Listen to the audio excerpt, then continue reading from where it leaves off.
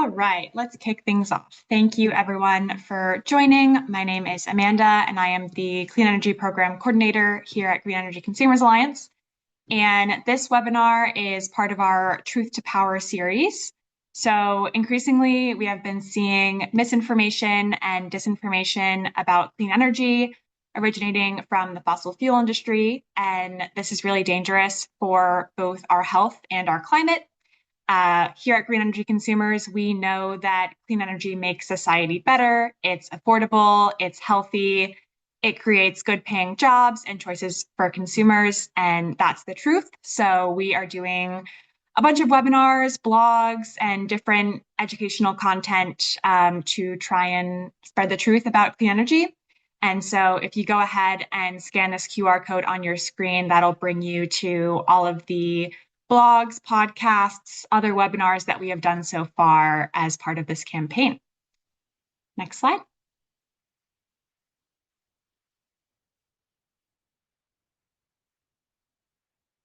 So in case you're not familiar with Green Energy Consumers Alliance, we are a nonprofit organization based in Massachusetts and Rhode Island. And our mission is to empower consumers and communities to speed a just transition to a zero carbon world. And we do that through both programs and policy. So our programs include a lot of educational, consumer-facing programs about electric vehicles, heat pumps, solar, and then our policy includes basically advocating for policies to decarbonize and meet our Act on Climate here in Rhode Island. Today's speakers include myself, as well as Tina Munter, our Rhode Island policy advocate. And then our main presenter today is going to be Christian Roseland, who is the Yes to Win lead at Climate Action Rhode Island, and also an energy policy analyst for his day job. Next slide. So just to quickly go over some Zoom basics, everyone is going to be muted throughout the webinar, and we will leave time for questions at the end of the presentation. If you do have a question pop up during the presentation, please feel free to use the Q&A box at the bottom of your screen to input questions, and we will be sure to get to it at the end of the presentation. If you would like to use closed captions, you can hover over the bottom of your screen and a little CC box should pop up. If you click on that, that will enable closed captions. And we will be sharing both the slides and the recording after the webinar, so definitely be on the lookout for that in the next couple of business days. Next slide.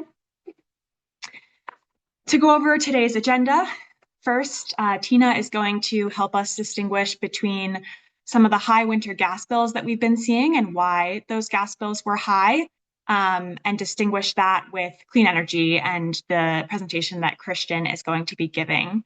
Then Christian is going to present on how renewables can benefit New England's electric system.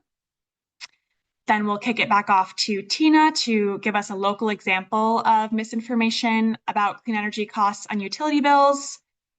Then I will give an overview of our offshore wind megawatt target bill legislation that is before the Rhode Island General Assembly this session. And then we will leave time for Q&A at the end. Next slide. With that, I will pass it off to Tina. Thank you, Amanda, and thank you all for coming. So this first slide, I wanted to go over some of what was behind those high winter gas bills that many ratepayers were seeing this past winter. And I wanted to do this kind of before we get into the meat of the presentation, since, as Amanda said, that will primarily focus on renewable energy and electric bills. So I wanted to acknowledge that this past winter, there were several months that had much colder temperatures than in prior years, or even from the past several years. And that was generally driving up gas consumption if that's the fuel that you use to heat your home, because weather and temperature can be a strong determinant of energy demand. So cold weather closely correlated with increased demand and consumption, and that was, one of the main drivers of higher gas bills. And we definitely understood that those higher bills caused some concern among ratepayers. The chart on this slide just shows the average temperature in Rhode Island throughout the winter months when ratepayers that have gas were charged Rhode Island Energy's last resort service. And so in December, January, and February, the temperature was several degrees cooler than in prior winters. So that colder weather meant more people were using more energy to heat their homes, and more energy usage correlated with higher bills. However, I wanted to highlight this because we had been hearing, like Amanda said, a lot of misinformation and even some disinformation that these high gas bills were caused in part due to clean energy spending or clean energy investments. I want to highlight that clean energy spending is not really a culprit for causing high gas bills this winter or even in general, because clean energy investments are not billed through the gas bill. They're actually mostly billed through electric bills. The one exception is that energy efficiency programs are also billed on gas bills in addition to electric bills. And that energy efficiency program charge helps fund incentives and rebates for ratepayers to help invest in energy efficient technologies like smart thermostats for their home or for their business. However, that is not correlated with renewable energy or clean energy investments. Towards the end of this presentation, I will have a slide that goes into electric bills and how clean energy programs show up there. But for now, I'll pass it over to Christian. Thank you so much, Tina. So my presentation will be on renewables in New England's power system. And you might first ask, well, wait, why are we talking about New England and not Rhode Island? And I'll get to that in a moment. It's fundamentally because we have a regional electric grid and a regional wholesale electricity market. Next slide. So I'll go a little bit over the system overview. Oops. Jump back. I'll talk about, just so that we have a grounding here in how the regional electric system works. I'll talk a little bit about wholesale power market dynamics, how prices are set, in other words, then the effects of solar and energy efficiency, and then the effects that we expect from deployment of offshore wind. Next slide. So to go into the system, as I mentioned, we have a regional electric grid. This regional electric grid is managed by the independent system operator ISO or ISO New England. They run a regional electricity market. So all of this, while we may have different states with different state level policies, fundamentally the market is set at the regional level. And you can see here that the ISO New England website offers a lot of information. For instance, the resource mix, the system demand, also where power is coming in and where it's going out, and what the local electricity prices are. It tends to be that we tend to not have a great variation across New England in terms of the electricity prices that we see from state to state. And also one thing I want to point out here on the upper right is the system demand. You'll notice that it peaks in the morning and then falls in the middle of the day and then peaks again in the evening. And we'll get into why that is. Next slide. So I want to point out that our regional grid operator, ISO New England, is only one of 8 that is operating in the United States. We also have grid operators in New York, across the Central Atlantic, the Midwest, the Plain States, and a few that are fairly specific to specific regions. We have California ISO, which covers most of California, and ERCOT, the Electric Reliability Council of Texas, which manages the market for most of Texas. Also, New York has its own independent system operator.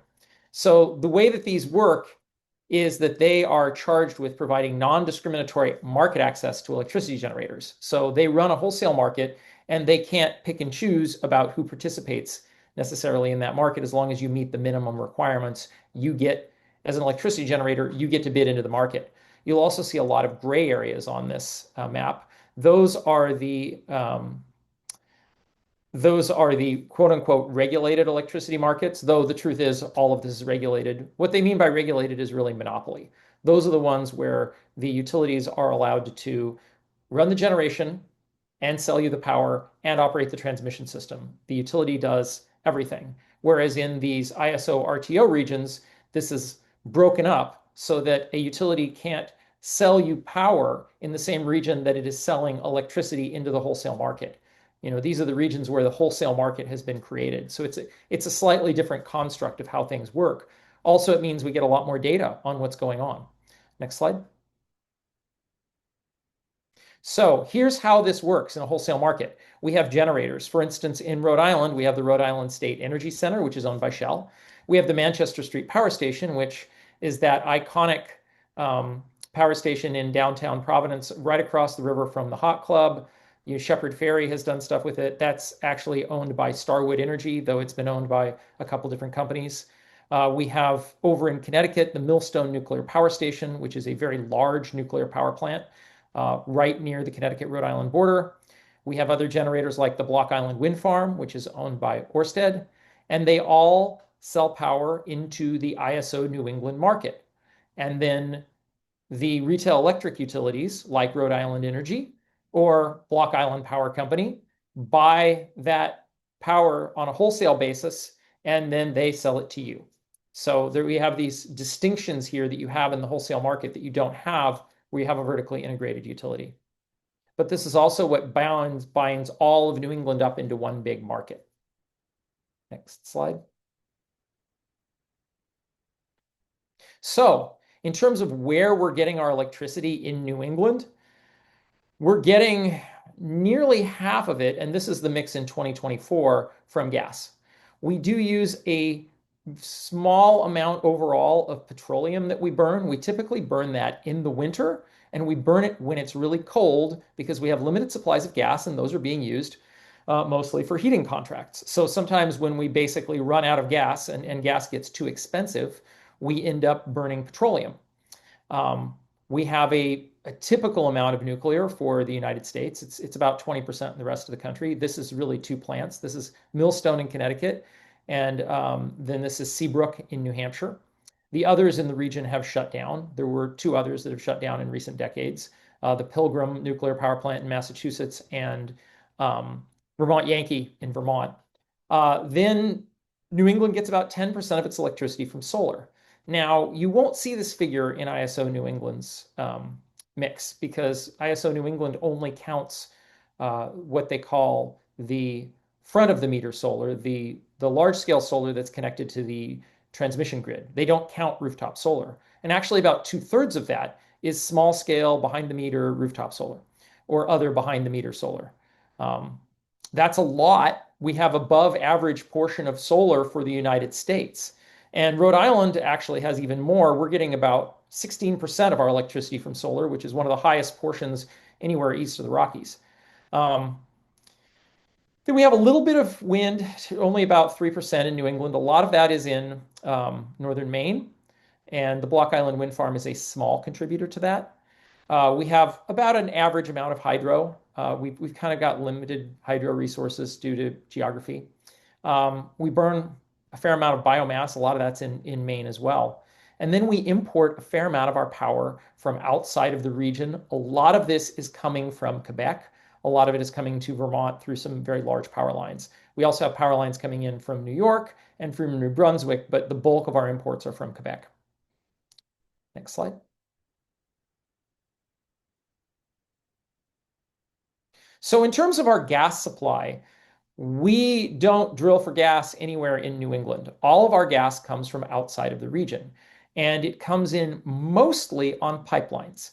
Now, the big ones are the Algonquin pipeline and the Tennessee pipeline, and those basically reach back to the Marcellus Shale in western Pennsylvania and West Virginia, which is where they do a lot of fracking to extract natural gas, and then it's piped into New England via pipeline. We get a small amount of our power, of our gas from liquefied natural gas. That actually comes in from overseas, even though the United States is a big net exporter of natural gas. And it's very expensive because there's inherent expenses in the liquefaction of the gas and then the regasification of it when it gets back to the terminal. But because we have a limited supply of gas via pipeline, we end up importing LNG in the winter to supplement our gas supplies. Now, that has really big implications for price, by the way. Next slide. So now I'm going to talk about the wholesale power market. And this is the supply side of your bill. Next slide. So when we talk about the wholesale power market, the way that ISO New England runs its market, it's a reverse auction system. So basically, all these generators bid in, and mostly a day ahead, they bid in, and the the generators offer a price that is like the minimum price that they can make money at. And for different power plants, that's a different price. So you'll have various power plants bid in, bid in, bid in, bid in. And then when ISO New England has enough, they take that top bid and then they apply that to everyone. So everyone gets the market clearing price, even if you bid in at a much lower price.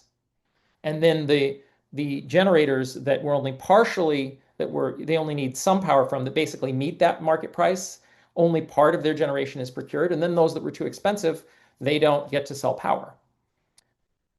Next slide. And that's called the merit order effect. So another thing to note is that because demand fluctuates, it fluctuates from hour to hour, it fluctuates from day to day, and it fluctuates seasonally, so does price. So the price will go up in the morning, and then it will go down in the middle of the day, and then it will come up again in the evening. This is a March day that we're looking at here, and there'll be the wholesale power price on the day ahead market and then the real-time market, but it's going to fluctuate. So that means that different generators will clear depending on the power price at the time. Next slide. So another thing is that price that's set reflects the price of gas, because almost all of the time, it's a gas generator that is the last plant that clears that sets the market price.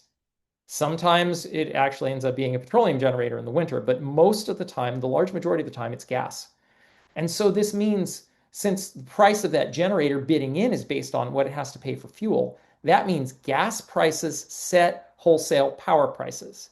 And one thing to know about that is that gas prices fluctuate like crazy, right? They're not set in at a set value.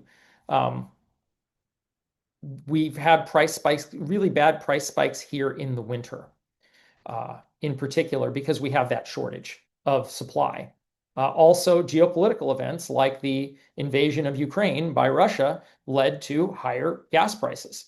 And so, natural gas is inherently very volatile as a fuel, and that means that our wholesale power prices are volatile. Next slide.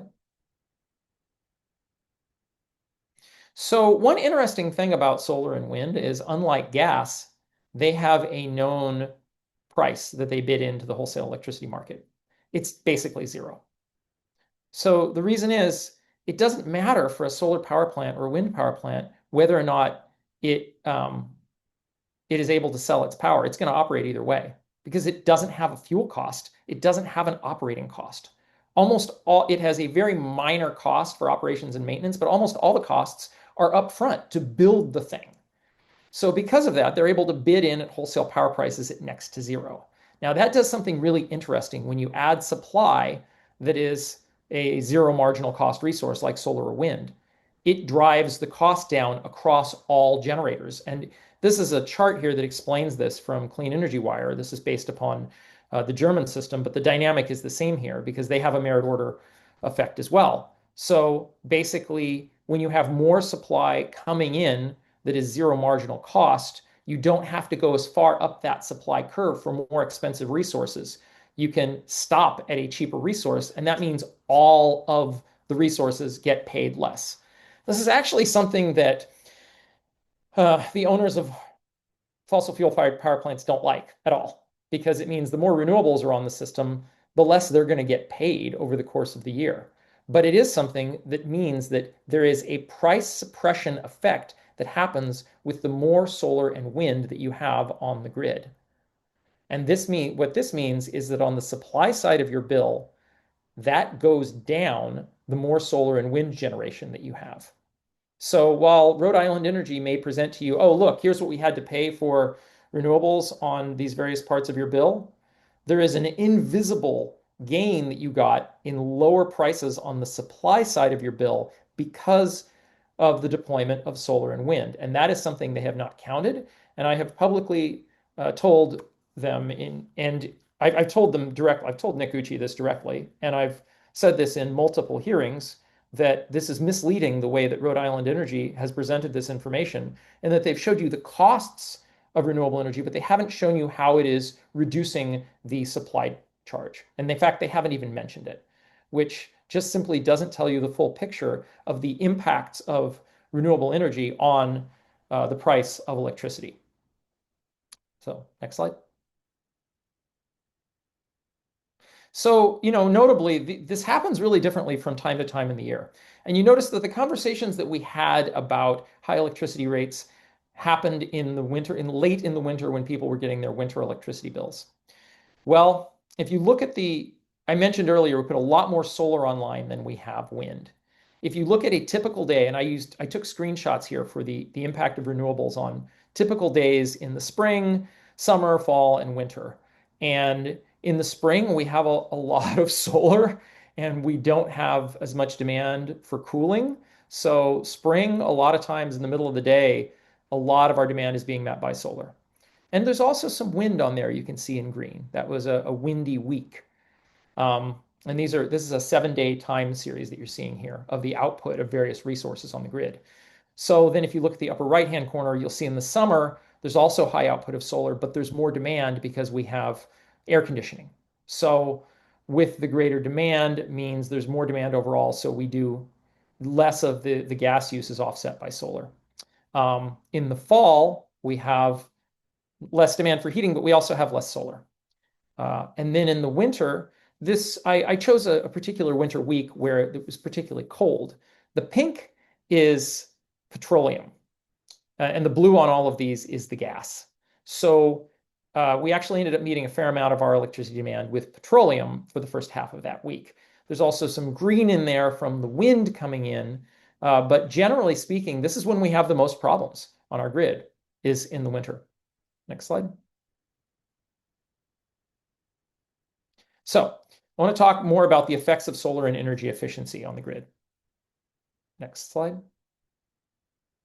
So some studies have been done on this. Unfortunately, we don't have a study in the last 5 years, but what we do have is a 2020 study that was done by Synapse Energy Economics. And what they found is that solar reduces shaved midday electricity demand. And so the overall total demand that you have on the system is lower because rooftop solar is offsetting a portion of that demand. Now, of course, this effect is a lot more dramatic now. But one of the things that this means is that you don't actually need as many power plants overall on your grid, because I mentioned how power plants bid in. Every grid operator makes sure that it has enough power plants on its system to meet the maximum demand that it's going to have, which almost everywhere happens in the summer. We have a lower maximum demand for electricity in the summer because we have deployed solar. And this is something that's been well documented by our regional grid operator. And so because of that, not only do we have lower demand, but the peak of demand ends up happening later in the day. Instead of coming in the afternoon when we're actually using the most electricity, because some of that is being met by solar, then the net demand minus that rooftop solar happens in the peak of net demand tends to happen in the evening. Next slide. So Synapse calculated the benefit of this, and they found that, for every kilowatt hour of behind the meter solar, you were actually offsetting around roughly half of the price because it reduced the total load needed, and it also had that price suppression effect. So at the time in 2019, there were some really substantial savings that were coming as the result of deploying solar. Now, this is the view that came from a 2020 report using 2019 data. 5 years have gone by. The effects are going to be different. We need more updated studies to show us what effect and what price effect solar is having at this time. And I just don't think that we have those yet. Next slide. ISO New England also has documented that not only has solar reduced the overall peak demand, and this is their estimates for peak demand going into the future here in this graphic in the lower right-hand corner. Peak demand is going to go up, but it's lower than it would otherwise be because of solar. Additionally, they found that energy efficiency also significantly lowers that peak demand. That means fewer power plants are needed on the system. Fewer payments have to be made to power plants. And overall, the times of the most expensive electricity, it isn't as expensive because you have lowered peak demand. So this is something that's well documented, this reduction in system peak due to solar and due to energy efficiency, which energy efficiency programs, they pay for themselves. Next slide. So then what about the effects of offshore wind? Well, next slide. So, I mentioned that solar generates more power in the spring and the summer. The days are longer, right? There's more sun. Offshore wind in New England generates more power in the fall and the winter. We're really lucky that we have this seasonal anti-correlation between these two resources because it means they can balance each other. And the output of offshore wind in the winter is actually quite high from both what is observed from the Block Island power plant and also the wind measurements that have been done. In this case, this was measurements of the wind speeds done in the lease areas where offshore wind plants are being built. Next slide. In addition to generating more electricity in the fall and the winter, offshore wind tends to roughly anti-correlate with solar by generating more overnight. And this is different at different seasonal hours. You can see here in this chart, the dashed line is the output of solar in summer and winter, and then the solid lines are the output of wind. Now, this one was taken from a data set that includes land-based wind, so the effect is not as pronounced. My understanding is that there will be a greater effect of early evening power from offshore wind, but I don't have that at hand. But anyway, I think the larger point here is that while solar only will generate power during the day, offshore wind will generate power over a 24-hour period and to some degree offsets it anti-correlates with solar, meaning that it generates power when we need it, when solar isn't. Next slide.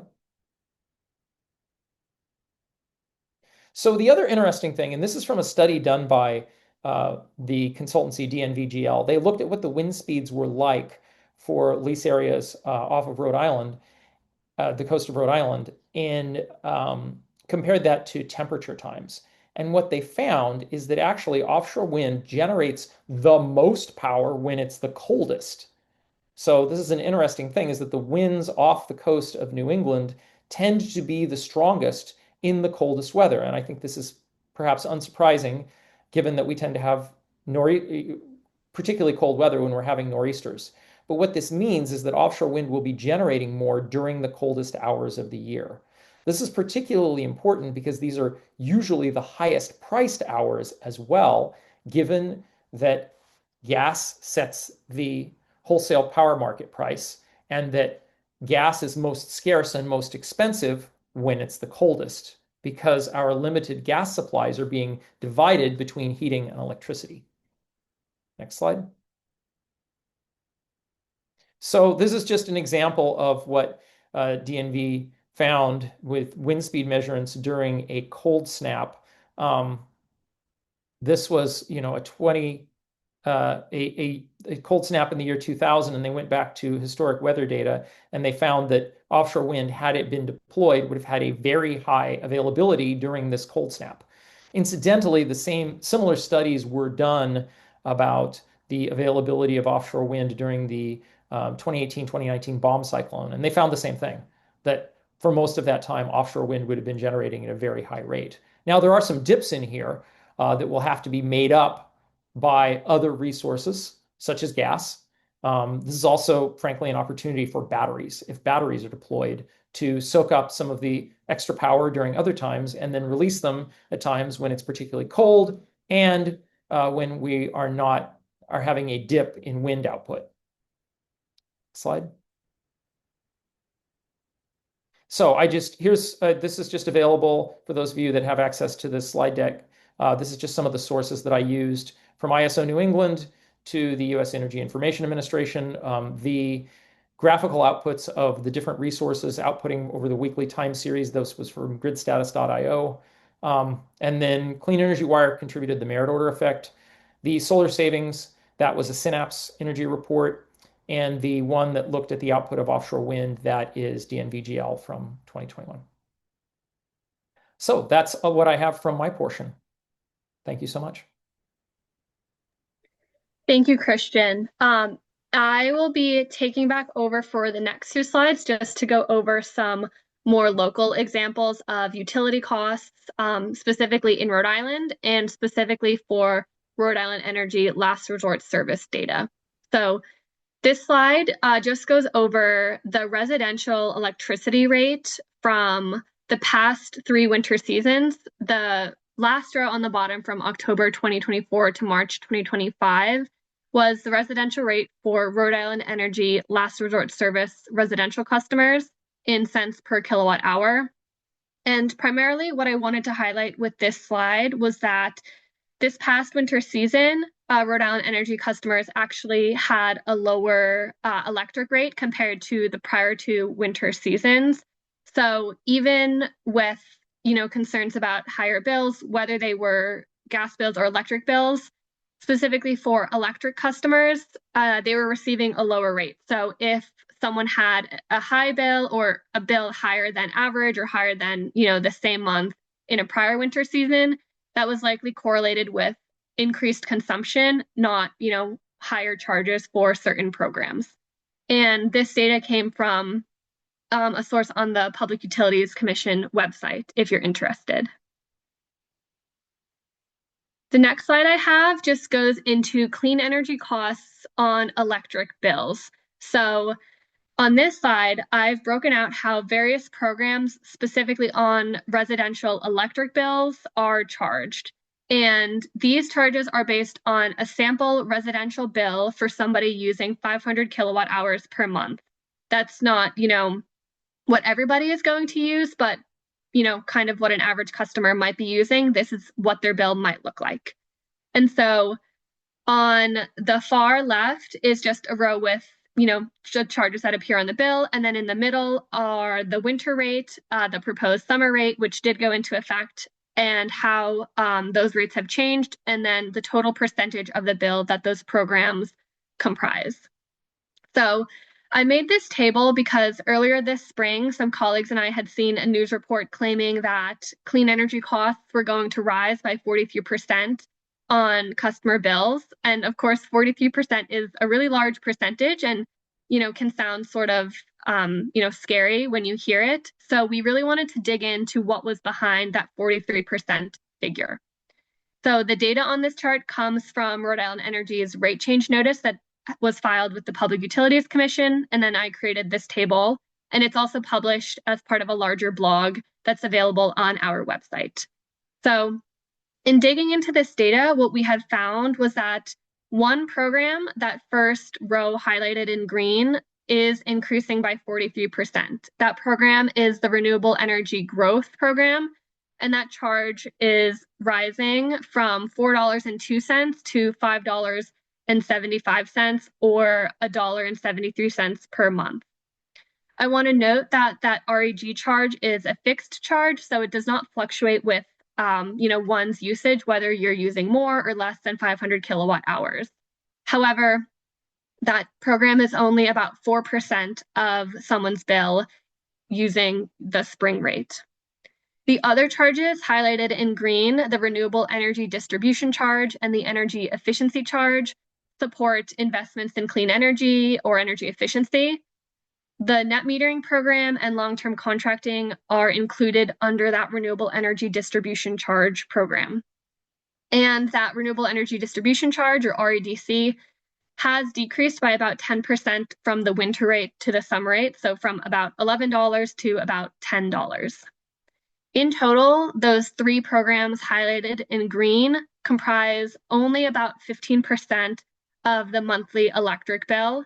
And, definitely not 43%, but also not even the majority or even approaching the majority of a ratepayer's electric bill.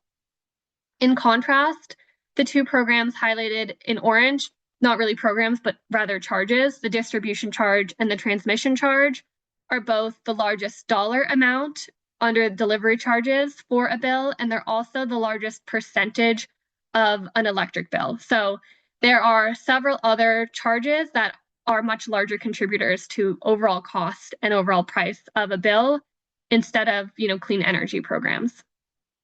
And like said earlier, investment and clean energy spending can actually over time drive down reliance on more expensive and more volatile fossil fuels, which can lower ratepayer bills over time.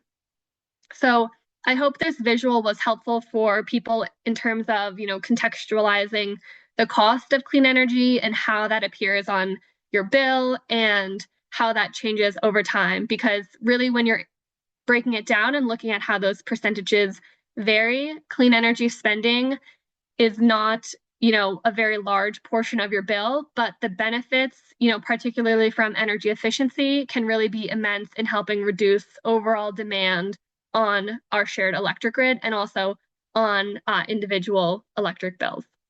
From here, I'm going to pass it back to my colleague, Amanda. Thank you so much, Tina and Christian. So quickly, before we go to Q&A, just in light of the importance of offshore wind that Christian talked about with the price suppression effect and improved winter reliability effect, I wanted to highlight a bill that is before the General Assembly this session, which is House Bill 5816 and Senate Bill 0769. This bill would require Rhode Island to procure 1,200 megawatts of offshore wind by 2029. And offshore wind is really critical for Rhode Island to meet its energy, climate, and economic goals while ensuring grid reliability for the future. And I really want to highlight that Rhode Island is especially well suited for offshore wind, thanks to our high energy demand right on the coast. This leftmost picture here shows that visually. We also have some of the strongest winds in the entire world right off of our coasts. And we have shallow waters, which are ideal for turbine installation. Despite all that, unfortunately, Rhode Island is falling behind on offshore wind development.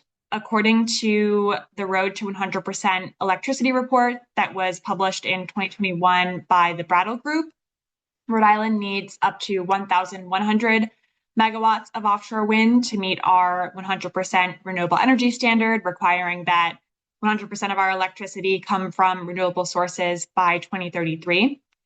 And currently, we only have 430 megawatts contracted. We have an additional 200 megawatts pending from the South Coast Wind Project that is currently under negotiation. But with increasing energy demand, we feel that 1,200 megawatts is an appropriate target, and it would provide about half of Rhode Island's projected electricity demand by 2033. So just wanted to highlight that this bill is before the General Assembly right now, and we really feel that it is critical for Rhode Island to not only meet its energy, climate, and economic goals, but also to ensure grid reliability, particularly in the winter.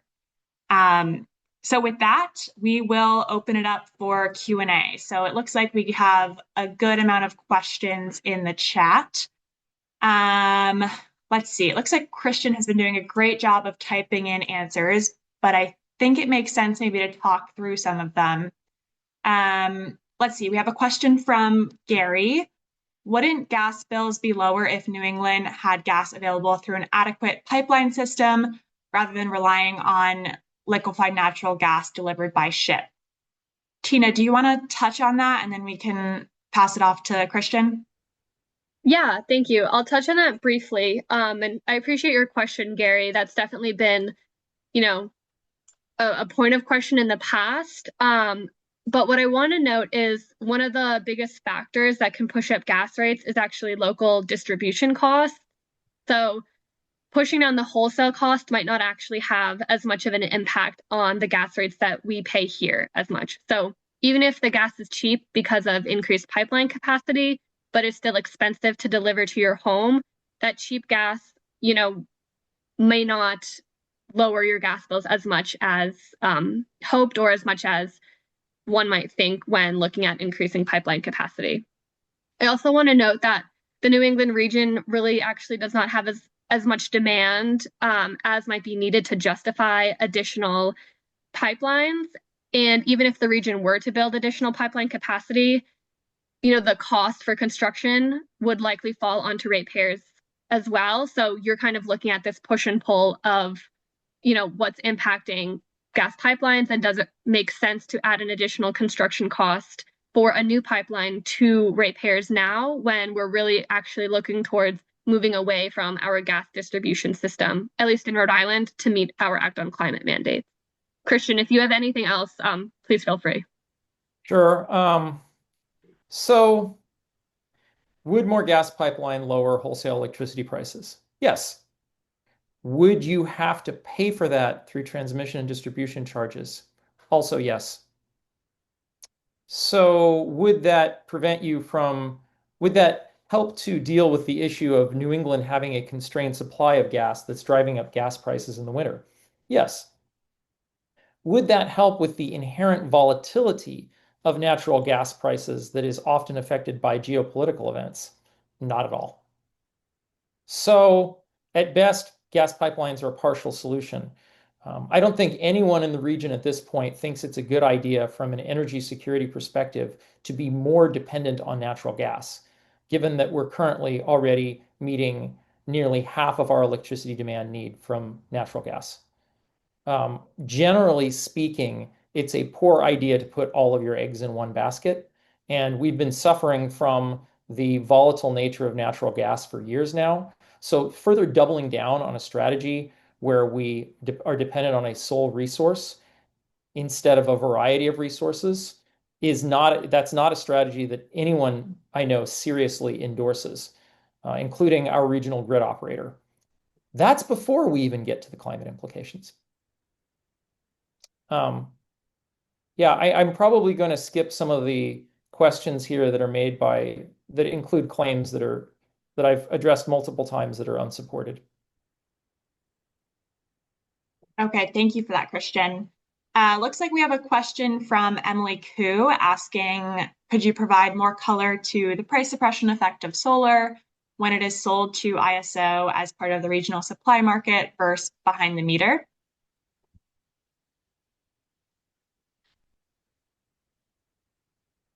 Are you able to address that question, Christian?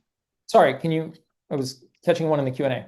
No worries. It is a question from Emily Koo, just asking if you could provide more color to the price suppression effect of solar when it is sold to ISO as part of the regional supply market versus behind the meter. So when it comes behind the meter, it basically just shows up in the regional grid as less demand at that time. So there's less demand to be met, and you don't have to go as far up the supply curve. When it is sold into the wholesale electricity market, the price suppression effect is essentially the same because you have the same amount of demand, but more of that demand is being met by zero marginal cost resources. I will note that it also in both cases, so then that's just on the energy cost part. There's also a part here which is the capacity costs, right? I mentioned that you need fewer power plants overall when your system peak demand, when the most demand you have to meet at the highest demand hour of the year is, for that calculation. And so solar has lowered that overall peak demand annually, meaning we just need fewer power plants. That means less capacity payments to keep power plants online for when they finally will have to be run during that most expensive hour. And so by reducing the demand, whether it's through the wholesale market or behind the meter, you end up needing fewer power plants overall and that means lower capacity payments. And that also shows up in the supply side of your bill.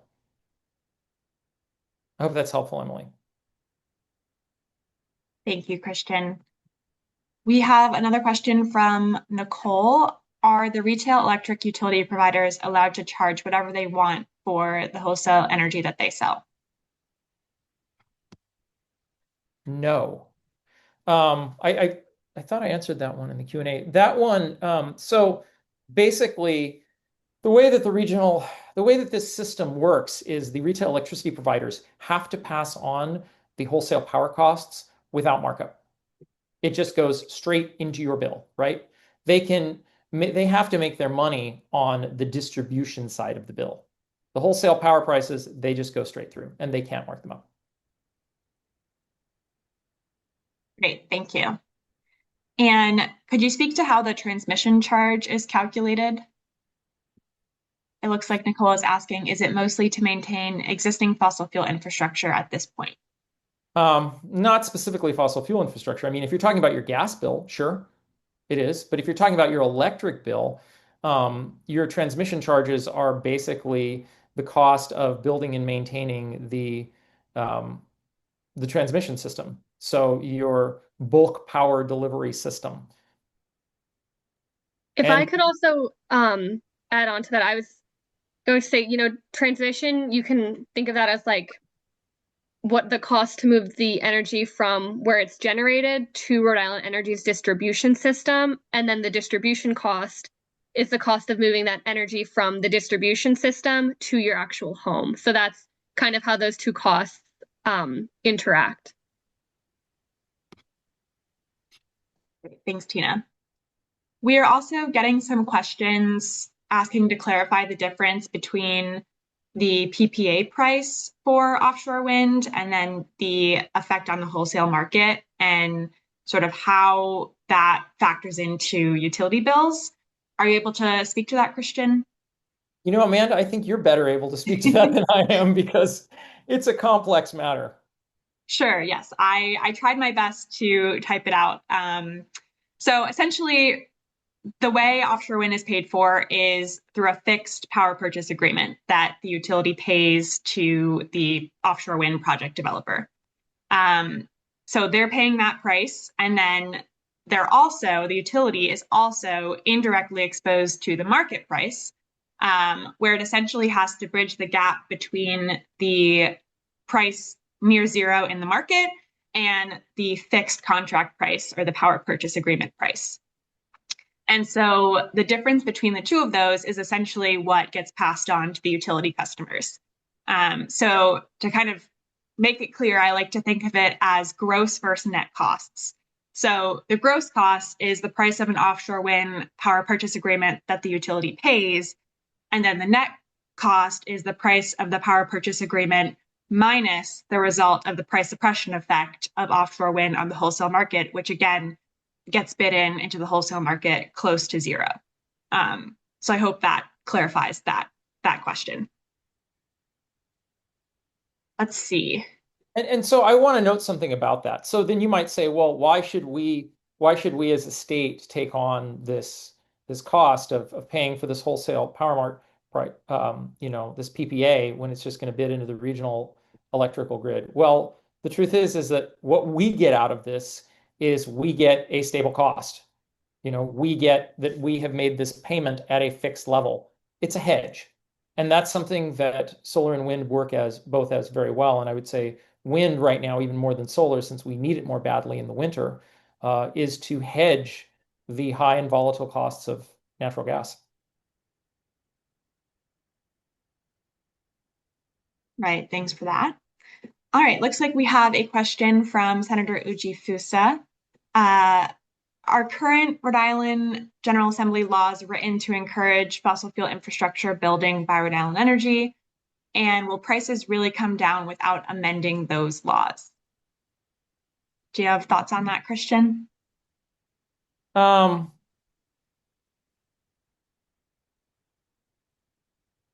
yes, prices will come down without amending those laws if we build clean energy.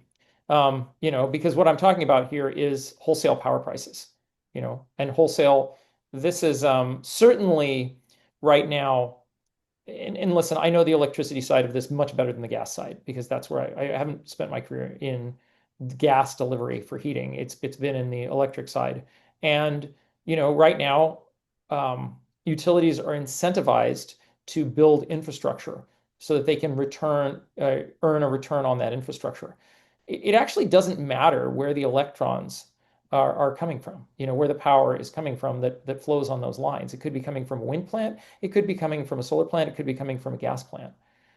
Either way, the utilities are incentivized to build that infrastructure to get a return on investment. But then they have to justify those to the state regulators. That's why, calling these, deregulated electricity markets doesn't really make sense. That's the formal term, right? But there's plenty of regulation. The utilities have to get approval to build infrastructure. They have to show, hey, we need to do this to serve our customers. So, there are certainly incentives in here for fossil fuels, but I think overall it's a little bit more complicated than that on the electricity side. I'll add, in terms of legislation this session, I know that there was a bill introduced in both the House and the Senate. I'm not sure of the specific bill numbers, but if folks have any questions, you're welcome to email me and I can direct you to colleagues who are more well versed on it. And that bill kind of surrounds grid enhancing technologies, which are technologies that can help enhance the capacity of our existing electric grid at lower cost. So even when upgrades need to be made to our existing grid system, there are technologies available that can increase that capacity without, as large of investments like the ones Christian is talking about. And so there are some ways that utility expenses can be regulated through legislation. So if folks are curious about that grid enhancing technologies bill, feel free to send me an email and I can direct you to some fact sheets about it. Awesome. Thank you, Tina.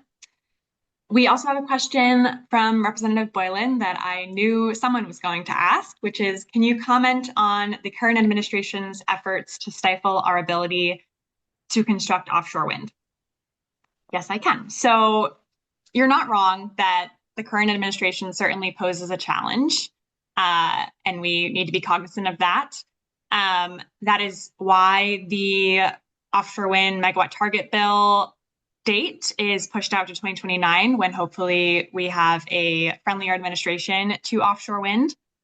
With that being said, I will say that there is one project out there right now, New England Wind 2, that has their BOEM, the Bureau of Ocean Energy Management, approval. And so it just doesn't have an off-taker yet. So I feel like we should at least be trying to go for that project that has its federal permits. I also will say that this industry is not going to go down without a fight. Our region recognizes the tremendous benefits that offshore wind brings.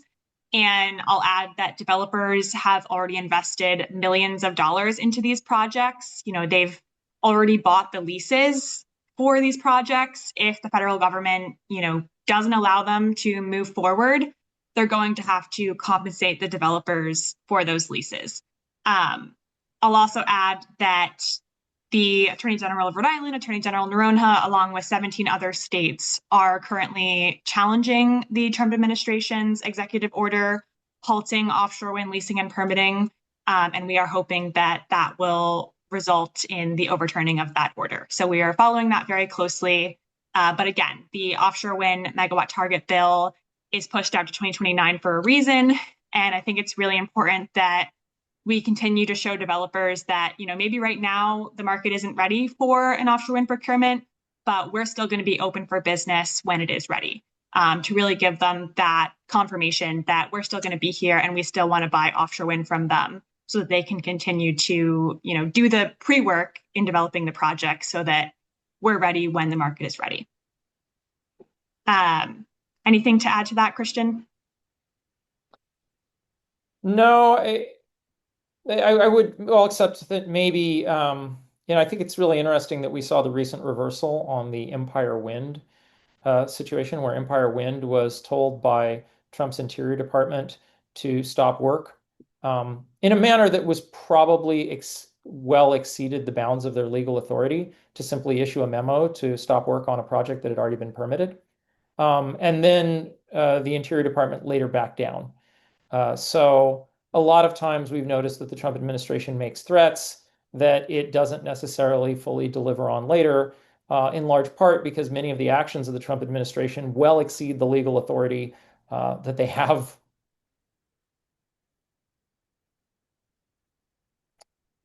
Thank you for that. All right, we have a lot more questions than we have time to answer. So, Christian, do you see any that you want to address in particular? Um, yeah, I have a question here. I'm going to take this one from Nicole DiPaolo. Hi, Nicole. Um, in terms of the difference between the net and the gross price of renewable energy, I think this does speak to a data gap that we have. We know what we're paying for the renewable energy growth program. We know what we're paying for contracts. We know what we're paying for um, renewable energy credits, RECs. We need actual data and studies to show us what the total effect of price suppression, how much this lowers wholesale electricity prices. So one of these is easily tracked, which is the cost, and the benefit actually requires um, math and quite a bit of math to show. So this is one of these areas where there definitely is a need for more recent reports to be done. This is not something that is done as part of standard work at any regional grid operator that I know of, or really anywhere. This is something that tends to happen on a bespoke level. So, for instance, we had this great 2020 report from Synapse because someone commissioned it. I believe it was Sierra Club that commissioned that one. Um, but until somebody pays for these studies to be done, we don't have the numbers. So it's hard to make that direct one-to-one comparison. Thank you for that answer. It looks like she followed up with related to this, isn't part of the issue that the wholesale prices are kept confidential and there is no way to get that data.